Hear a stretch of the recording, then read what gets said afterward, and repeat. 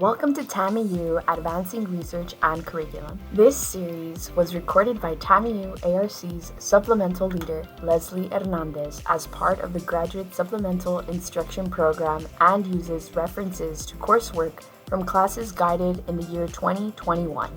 Portions of this video have been edited and formatted for a general viewing audience to make the educational content in the video useful for as many students learning statistics as possible. For more information on TAMIU's ARC services, see our contact information in the description and see our other guides on professional development, research, and advanced writing in our YouTube channel. Thanks for watching, stay smart, and visit ARC. This video is going to be about Chapter 2, so a guide to multivariate techniques. And the first portion of this is going to be mainly about the levels of measurement. And the second portion is only going to focus on, I know the book talks about different types of analysis and due to the degrees of relationship or significance of group differences and stuff like that, but I'm only going to focus on the four analysis that we've been talking about in class. So first off, we're going to talk about the levels of measurement. So why are these important? The reason why the levels of measurement are important is because it determines the type of appropriate analysis you're going to use for your data set. So there's four different types of levels of measurement. They're nominal, ordinal, interval, and ratio. So first off, we're going to talk about the nominal level of measurement. And this one's going to be the lowest level of data. This is going to be qualitative. And these characteristics, we do give them a number, like, for example, gender. I give them a category of 0 and 1. Other people or researchers will give them a number of 1 and 2. So this number does not mean anything. It's just a label. But we're trying to differentiate between those two groups. So other examples of these are going to be gang membership, yes or no. Whenever they're giving you, like in a survey, type of question, have you ever used marijuana, yes or no? Have you ever committed a felony, yes or no? That would be a type of nominal level of measurement. Another one would be race.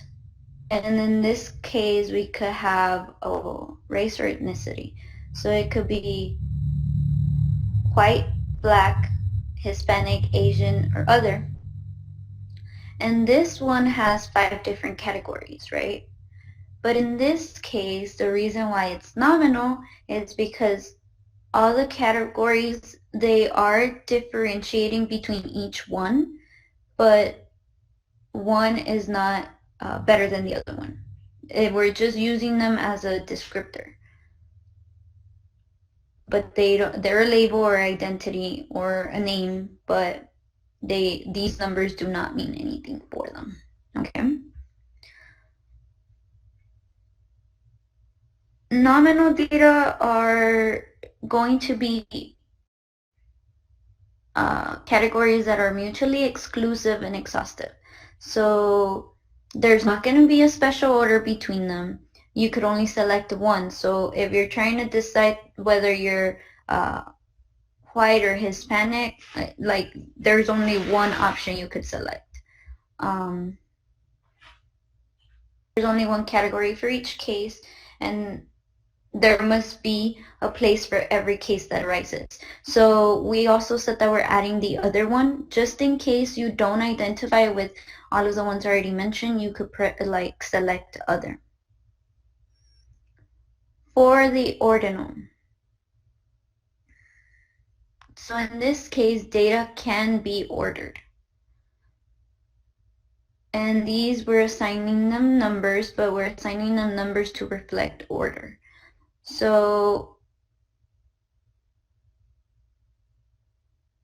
one is going to be less than or greater than another one.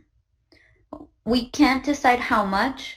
So let's say this person is going to get a 1 because they got first place. Second place is going to, we're going to put them in the category 2 because they got second place. But when you're in a race, like, there's not going to be an equal amount of difference. So we can't say that the first place ran the mile in, I don't know, 5 minutes. Let's say that. Let's just come up with any number. And then the second place got there at 5 minutes with 15 seconds. But then the third place took 7 minutes to get there. So you see, like, we just know that the first place made it there first, the second place made it there second. Sometimes you're not going to know how much of a difference there is. Other things like this would be other examples: low, medium, high, 1, 2, 3, like first, second, third place. Other things would be like, let's say you're rank ordered for the military. So we could assign, the first one would be the second lieutenant, then the second one would be the first lieutenant, the third one would be the captain, and the fourth one would be the major, then lieutenant colonel, so on and so forth. So it would be, for other ranks, would be like corporal is going to be higher than the sergeant, then the staff sergeant, then the master sergeant, so stuff like that. You could rank order it. Also, like the professor, the associate professor, the assistant professor, the instructor, there's different ranks. So for that, you would use it as the ordinal level measurement. And then for the interval, this one is going to be, there's going to be equal intervals between categories. So this could also be categories, but there's no true zero. Remember, the examples for this were the temperature and the SAT scores. There is not a true zero for the SAT.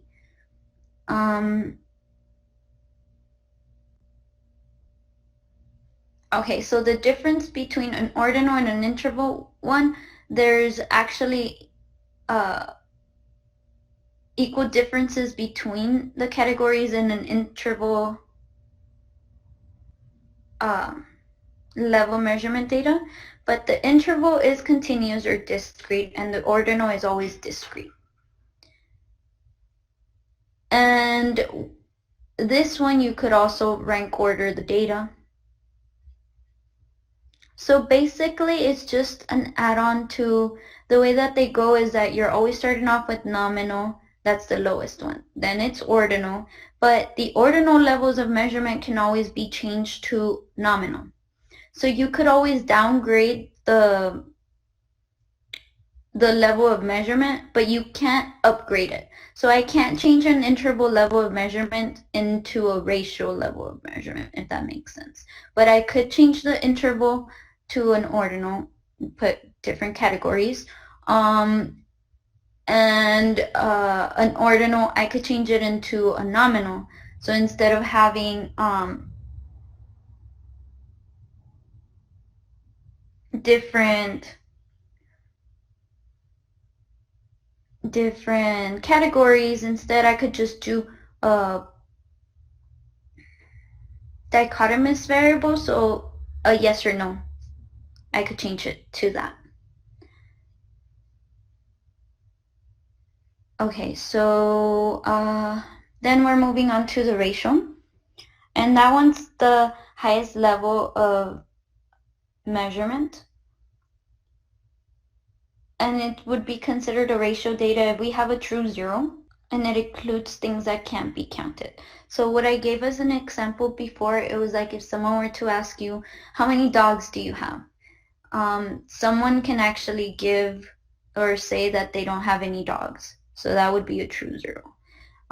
They could ask you how many siblings you have. There could be an absence like of something. So you might have someone, so let's say, oh yes, I have siblings. But some other person that I ask, a different type of respondent, might say that no, they don't have any siblings. So let's give some examples of this. So for example, your religious preference. We have category 1, which is Protestant, 2 Catholic, 3 Jewish, 4 other. So in this case, it would be a nominal level of measurement. Why? We have different categories, but they're just a label.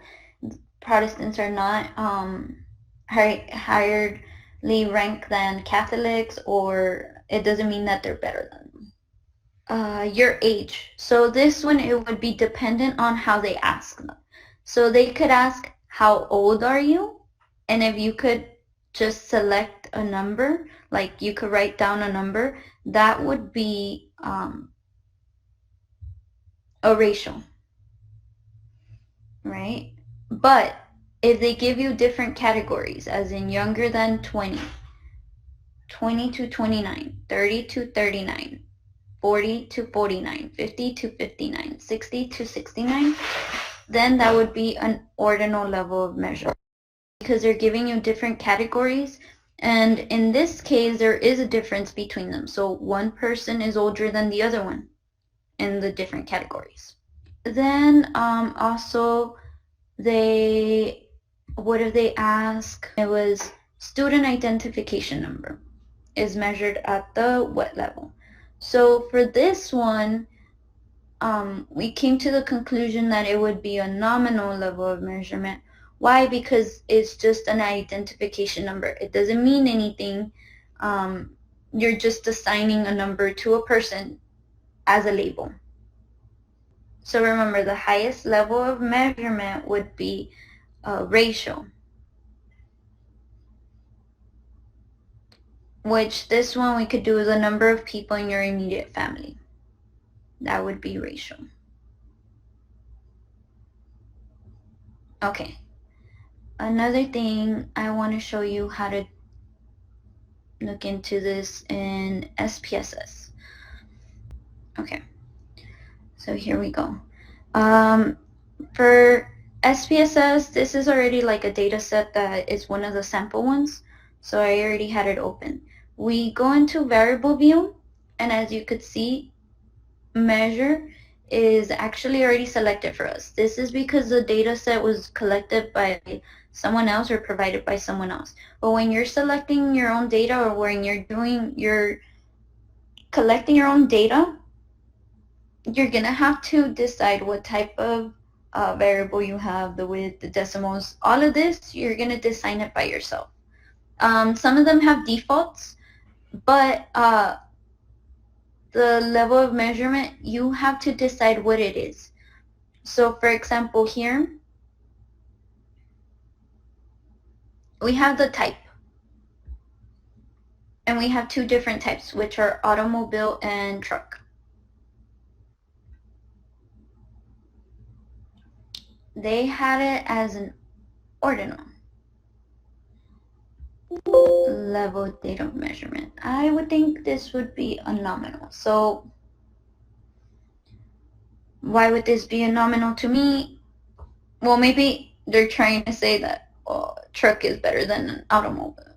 Or it depends on their definition as well. So whenever you're doing your own data collection and your analysis, when you're typing out your paper, there's a reason why you need to explain this was measured at this level, and the definition of like how you defined it, why you're looking at it this way.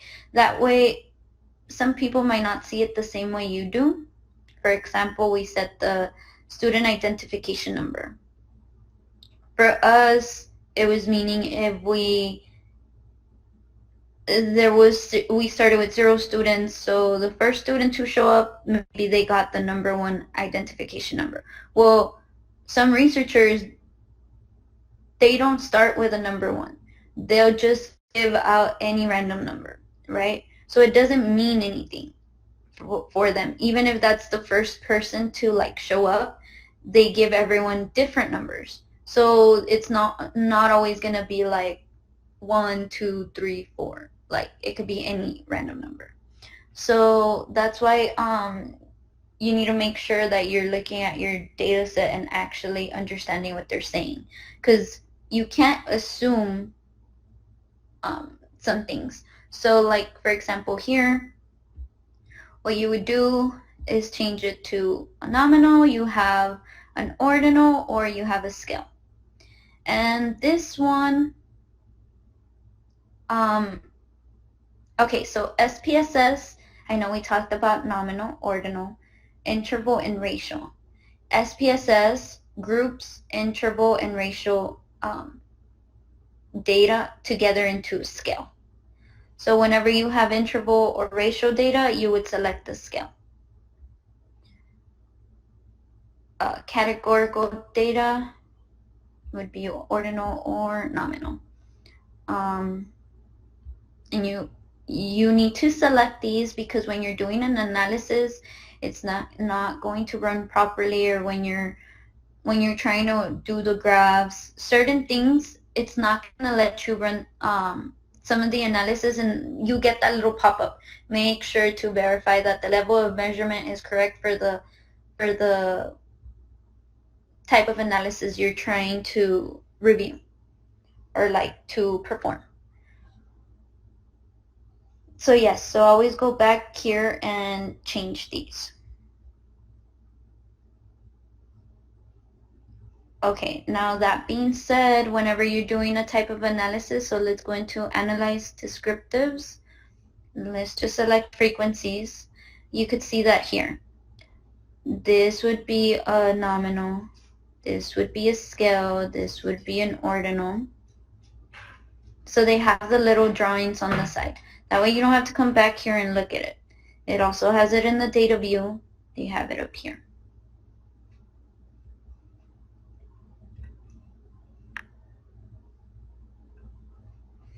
Okay, so remember that we said why was that important? Because levels of measurement tell you what type of analysis you're going to perform on your data set.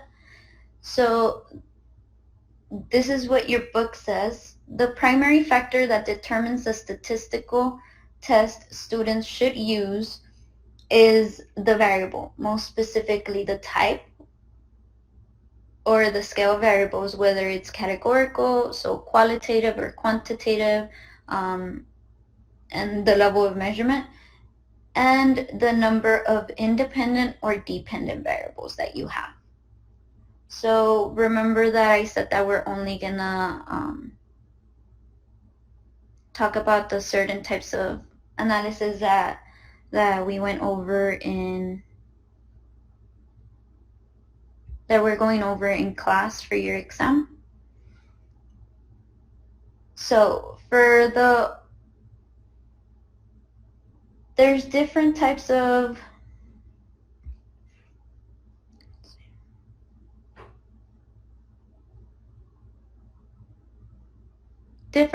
analysis. We have univariate analysis, which is one or more independent variables and one dependent variable. Then we have a bivariate analysis. And this one has two variables that are not identified as independent or dependent. And then we have multivariate statistics, which means they have more than one dependent variable and one or more independent variable. Okay. So we're going to go over these techniques. So there's different categories of statistical tests. There's a degree of relationship among variables, the significance of group differences, the prediction of group membership, and the structure. So for the bivariate correlation, also known as Pearson correlation, well, actually, Pearson correlation is known as a bivariate, is one of the bivariate correlation techniques. So for the Pearson correlation, we're going to have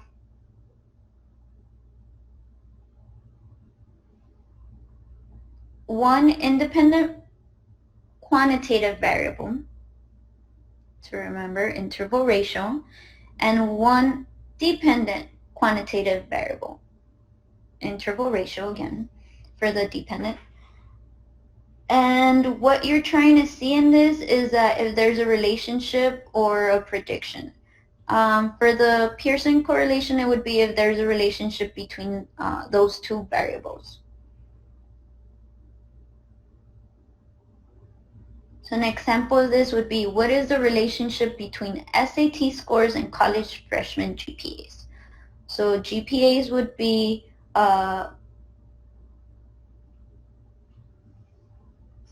SAT scores would be measured at a quantitative, and GPAs would also be quantitative. So that one's for Pearson correlation. Then we're moving on to t-test, one-way analysis of variance, which is the ANOVA, and then we have the chi-square. And these three are going to be group differences.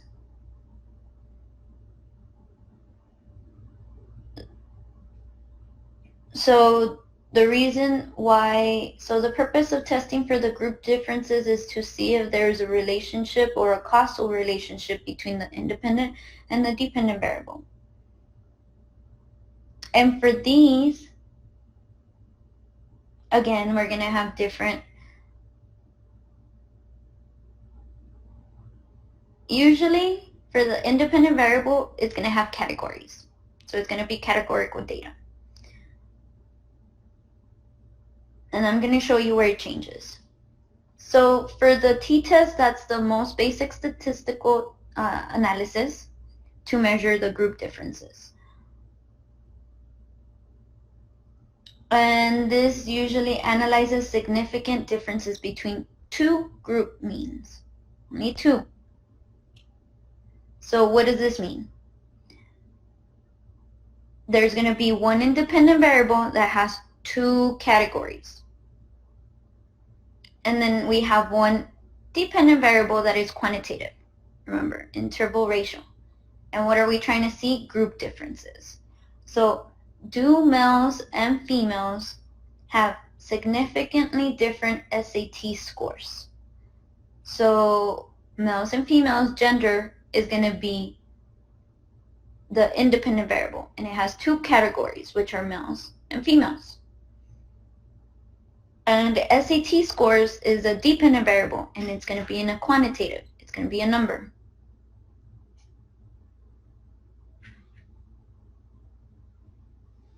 And these numbers, remember, they're interval or ratio. SAT scores are at an interval level of measurement. Then, what happens when you have 2+ categories, so 3 or more categories? When you're trying to see group differences between 2 or more means, and it analyzes variation between and within each group. This is when you're going to use ANOVA. So when you're using ANOVA when your independent variable has 2 or more categories, when your dependent variable is quantitative, and when you're trying to see group differences. So for this example, we're going to look at Do adolescents from low, middle, and high socioeconomic status families have different scores on ACE knowledge test? So your independent variable is socioeconomic status, right? And we have 3 different categories: low, middle, and high. And we're trying to see the different scores. So the scores would be the dependent variable, and that's quantitative.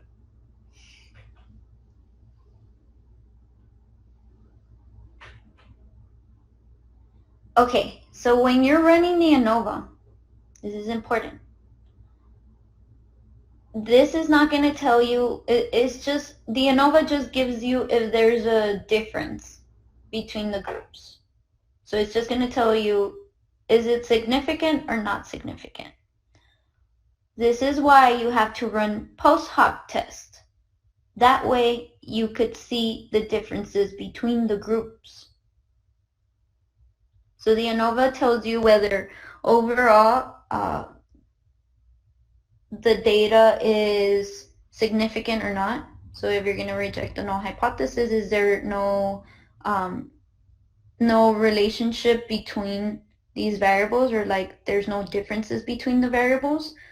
Or you're going to reject the null hypothesis, which means that there is a relationship between these variables. So that's what the ANOVA tells you.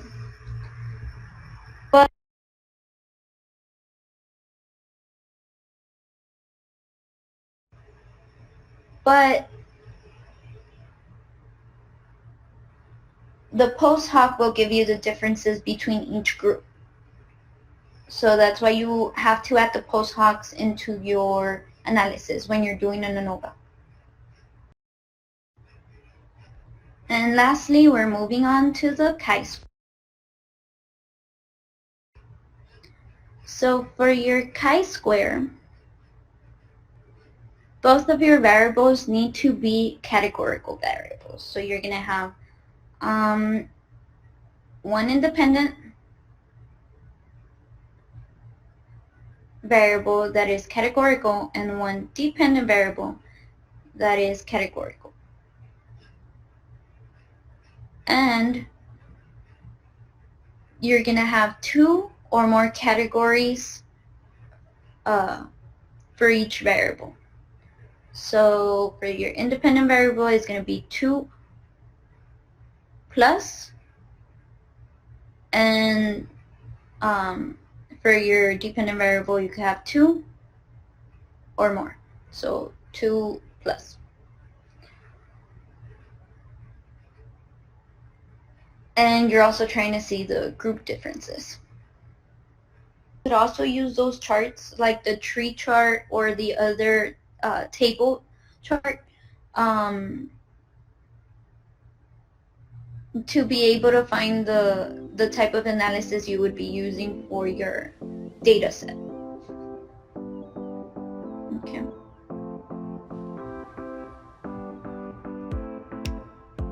And that's it for this video.